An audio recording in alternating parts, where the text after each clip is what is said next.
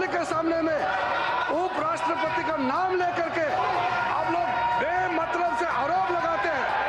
आप लोग इस सदन का सदस्य होने का लायक नहीं है। संसदीय कार्य मंत्री किरण रिजिजू ने जॉर्ज सोरोस और कांग्रेस नेता सोनिया गांधी के बीच संबंधों पर कड़ा प्रहार किया है। किरण रिजिजू ने कहा कि सोनिया गांधी और जॉर्ज सोरोस के बीच लिंक देश के सामने आ रहे हैं। उन्होंने कांग्रेस पर भारत विरोधी होने का आरोप लगाया और कहा कि कांग्रेस भारत विरोधियों के साथ खड़ी होती है। सोनिया गांधी जी और सोरोस का लिंक का जो नाम आ रहा है, हमने ये लिंक नहीं किया है। ये रिपोर्ट हमारा नहीं है। अंतरराष्ट्रीय जगत में, पूरा दुनिया में ये रिपोर्ट पढ़ रहा है।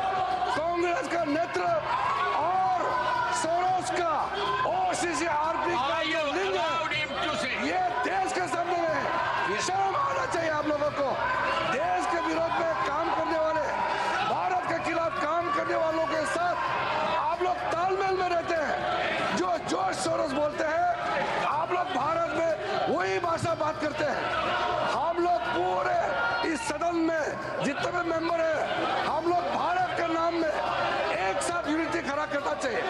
आप भारत विरोधियों के साथ खड़ा रहते हो, आप भारत को नुकसान पहुंचाने वाले के साथ में खड़ा रहते हो और फिर आप चेयरमैन के खिलाफ में नोटिस देते हो। ऐसा चेयरमैन मिलना मुश्किल है। देश को, संविधान को, हमारे देश का जो संविधान है, इसको रक्षा करने के लिए हर समय उपराष्ट्रपति जी ने पहल किया है। केंद्रीय मंत्री जेपी नड्डा ने राज्यसभा में जॉर्ज सोरोस और सोनिया गांधी के संबंधों को लेकर जमकर हमला बोला। नड्डा ने कहा कि सोनिया और सोरोस के संबंधों का खुलासा होना चाहिए। देश की मुख्य विपक्षी पार्टी और सोरोस के संबंधों पर चर्चा होनी चाहिए। उन्होंने कहा कि विपक्ष अपने रवैये से भारत की संप्रभुता को कमजोर करने का प्रयास कर रहा है।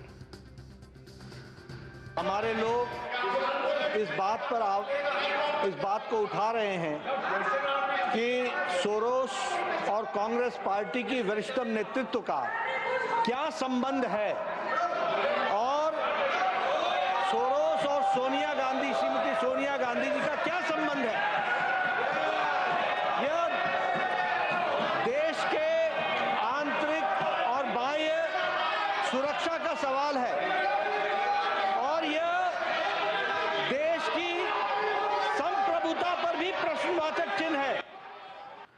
और संसद में विपक्ष के रवैये पर सत्ता पक्ष हमलावर है। बीजेपी सांसद दिनेश शर्मा ने डीडी न्यूज संवाददाता शैलेंद्र मिश्रा के साथ बातचीत में कहा कि कांग्रेस सोरोस मामले में बुरी तरह से फंस चुकी है।